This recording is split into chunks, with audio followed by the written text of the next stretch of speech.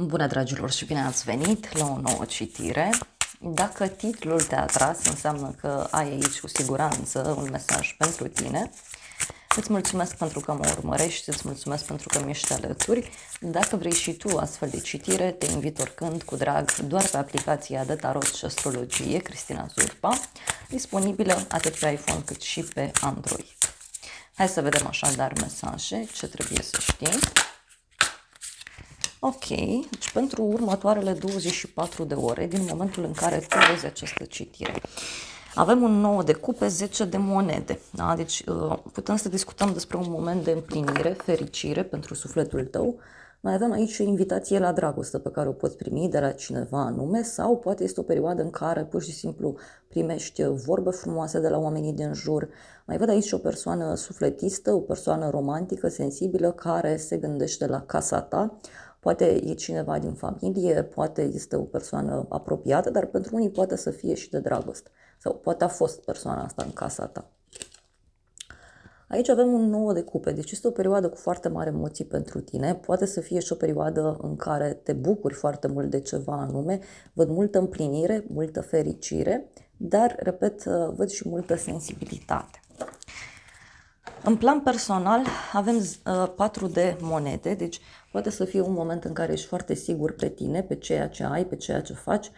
Tot pentru tine poate să fie vorba și despre un moment în care ții foarte mult, fie la o relație, fie la o prietenie, fie la o situație în care te afli. Poate să fie și un moment, da, în care te axezi mult pe partea asta financiară. Următoarele cărți sunt Soarele și Regele de monede, o legătură cu zodia Leu. Mai avem aici zodii de pământ, Taur, Fecioară, Capricorn. Pentru tine poate să fie vorba despre un moment în care ai parte de o bucurie din partea acestui om. Este o persoană stabilă, sigură pe ea, o persoană cu sufletul deschis. De asemenea, poate să fie vorba aici și de o realizare pe care o ai, fie cu un prieten, fie pentru unii, uite, dacă așteptați un răspuns din punct de vedere financiar, atunci acesta vine și este pozitiv. Hai să vedem ce e cu omul ăsta. Da? Un bărbat care e ușor stresat. Da? Și avem 9 de bâte și asul de bâte. Bărbatul ăsta e puțin stresat, obosit, supărat, doar că persoana aceasta totuși vine cu foarte mult entuziasm către tine. Poate să fie și o invitație la dragoste pe care o primești de la persoana asta. Pentru unii putem să discutăm și despre cineva nou care apare în viața voastră.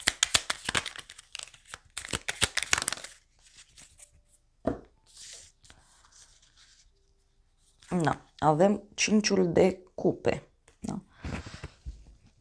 Uite, un moment aici în care te uiți spre partea goală a paharului, da? 5-ul de cupe poate să fie, uite, și că persoana asta are o supărare sau poate persoana asta regretă ceva ce a făcut și acum cumva încearcă aici să recupereze.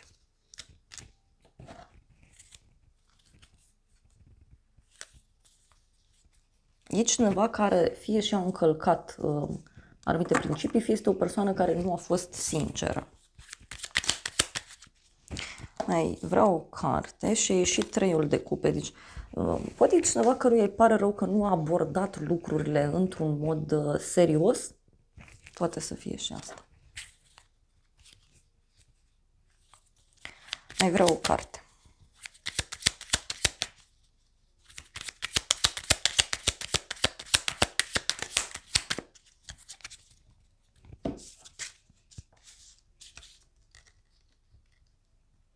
Regina de monede.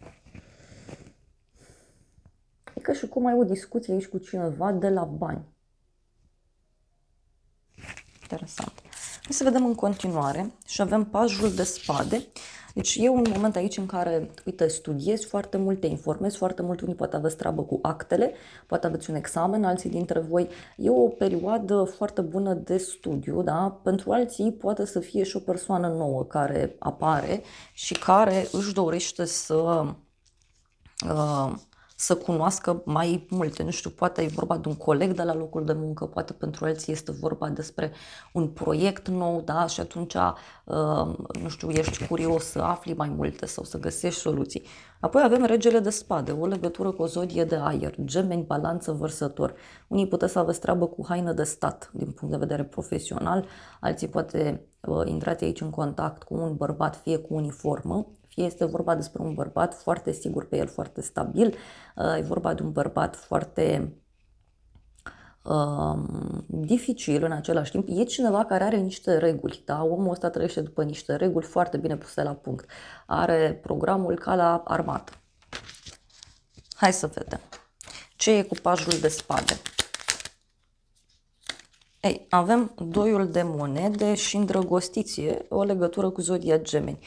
Aici poate să fie și o persoană care își dorește foarte mult să te cunoască, poate este un coleg de la muncă, doar că este un personaj mai jucăuș din fire, sau poate să fie o persoană care are două pasiuni, se ocupă cu două lucruri în același timp, cineva care se împarte aici în permanență între două locuri de muncă, între două orașe și așa mai departe. Hai să vedem încă un mesaj. Atenție la personajul ăsta, dragilor, regele de spade, avem diavolul și 8 de spade. Un bărbat aici, nu știu, obsesiv, da? E obsesiv omul ăsta. O legătură cu zodia Capricorn mai văd, dar pentru alții poate să fie și o veste complicată legată de sfera actelor sau poate chiar de sfera financiară. Și avem așa, 7 de monede, 3 de monede. Deci cineva care ține foarte mult, da? Fie la o echipă, fie pentru unii poate să fie vorba și despre cineva care tot își face planuri aici, să câștige mai mult, să obțină mai mult. Mai vreau o carte.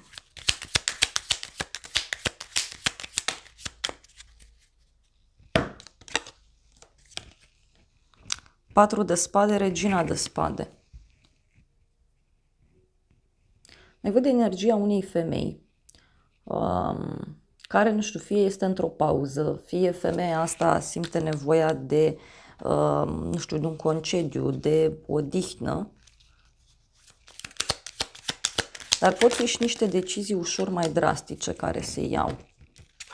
Uite, avem treiul de spade, temperanță, o legătură cu zodia Săgetător. Deci un moment aici în care se echilibrează lucrurile. E un moment în care, uite, poți să primești și o veste aici, legată poate de partea medicală. Hai să vedem surpriza. Surpriza vine cu regele de cupe și pajul de cupe. Interesant, o legătură și cu zodii de apă.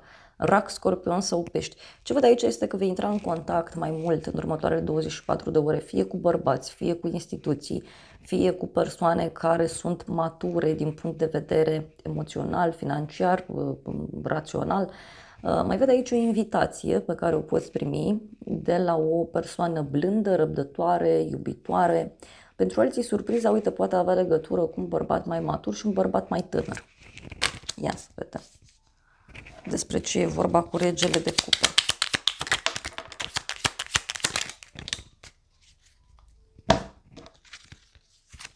Luna, 4 de bâte, o legătură cu zodia Pești. Surpriza are legătură cu invitație la o vreme de seară, fie la o petrecere, fie la un suc, fie undeva în oraș.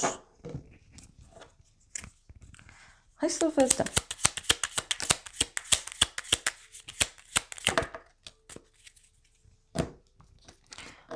Poate să fie aici un personaj căruia îi place foarte mult să se distreze, îi place foarte mult să se simtă bine.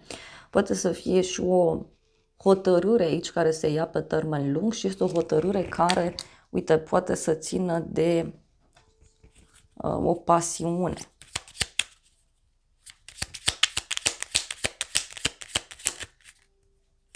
Optul de bâte.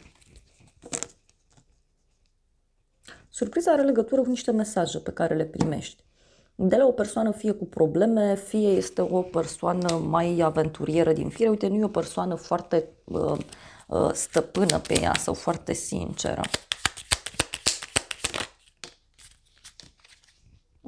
6 de bâte. Ce o să te mire? O victorie. O rezolvare care apare.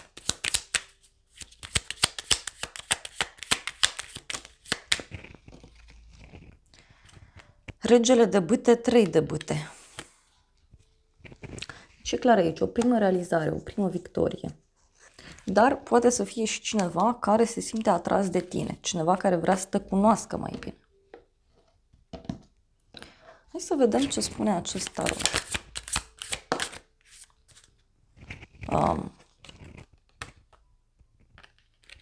Niște așteptări foarte mari pe care cineva le are.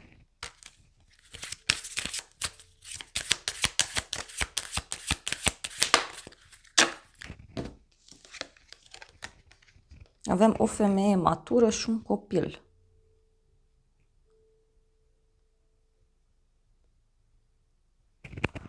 Poate ceva legat și de un copil sau de o persoană nouă, o persoană mai tânără.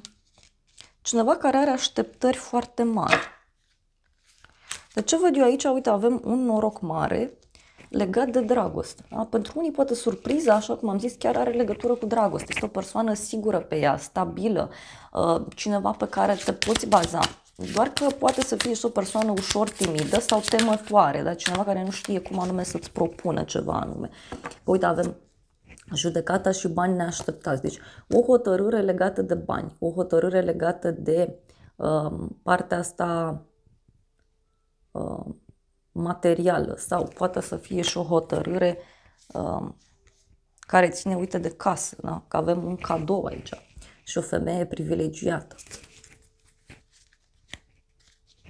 Avem onoruri mari. Eu cred că are legătură cu cineva care vrea să se apropie de tine, fie profesional, fie personal, dar sunt niște intenții bune pe care le văd eu, doar că e un om aici, nu știu, mai ciudat, care, uite, poate avea o sensibilitate aparte. Poate e o persoană mai creativă. Mai vreau mesaje. Surpriza. Să vedem surpriza.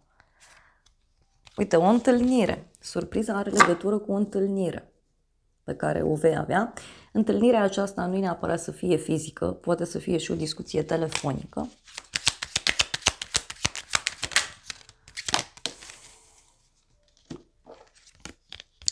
Și avem așa, soldatul și camera.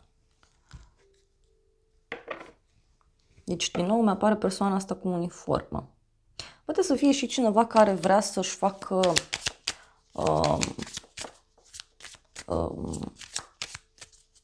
intrarea în viața ta sau poate să fie și faptul că cineva vrea să stabiliți un anumit lucru, pentru că, uite, eu văd aici eliberare. Deci este despre a vă elibera. Cineva care vrea să-ți facă un serviciu sau cineva care are nevoie de serviciile tale. Poate e vorba de un ajutor banal pentru unii.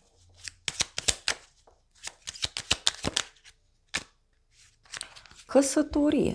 Dragilor, surpriza aici poate avea legătură și cu ideea de căsnicie.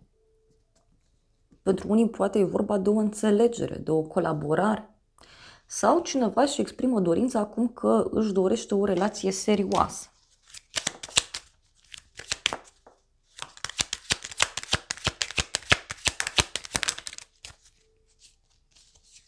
Avem câinele și soția.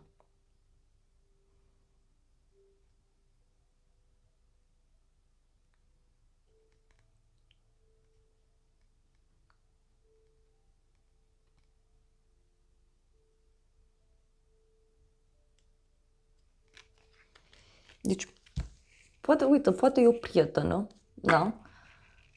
Care îți spune niște lucruri importante. Și avem gânduri, bani, un păun, dragoste, noroc. E ca și cum dă norocul peste voi. Și, repet, eu cred că e combinat. Poate, parcă ar avea legătură și cu dragostea și cu partea profesională sau cu partea financiară. Hai să vedem ce spune acest oracol. Oh. Și avem așa un bărbat tânăr și o flacără geamănă. Deci surpriza poate avea legătură cu un bărbat mai tânăr.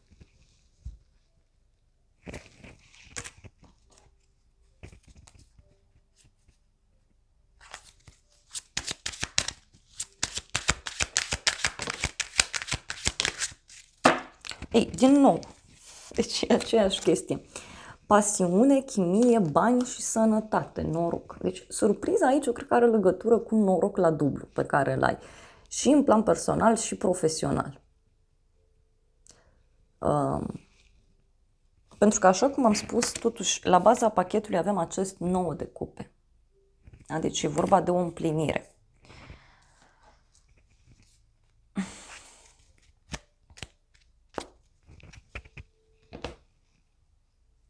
Hai să vedem ce spune și tarotul meu.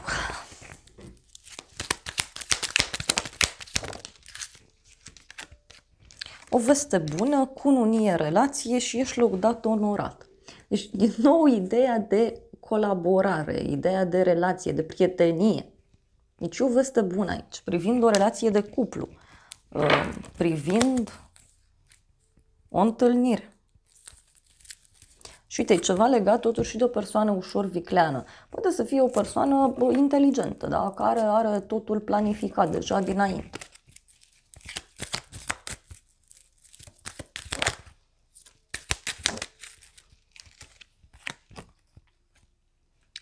Companie plăcută și gelozie.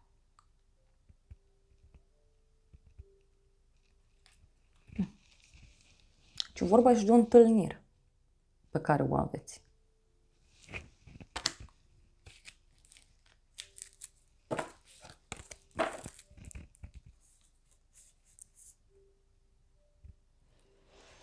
O persoană care, nu știu, parcă a fost rănită în dragoste sau persoana asta e bolnavă de dragoste pentru tine.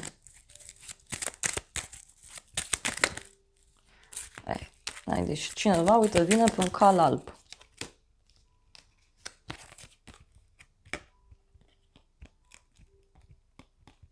E o persoană care cumva reușește să depășească niște obstacole, niște piedici posibile. Și avem așa, o veste despre un final definitiv și tranziție, schimbare. Deci cineva care, nu știu, vrea să pună punct, da, vrea să pună capăt la această apropiere dintre voi sau cineva vrea să pună punct la o situație complicată. Și ca și cum se schimbă, uite, totul. Cu bucurie mare. Da, dragilor, acestea au fost previziunile de această dată. Eu vă mulțumesc pentru prezență, vă îmbrățișez cu drag, sper din suflet să vă fie de folos informațiile și să ne revedem cu bine și data viitoare. Eu vă doresc să aveți parte de o zi sau de o seară cât mai frumoasă.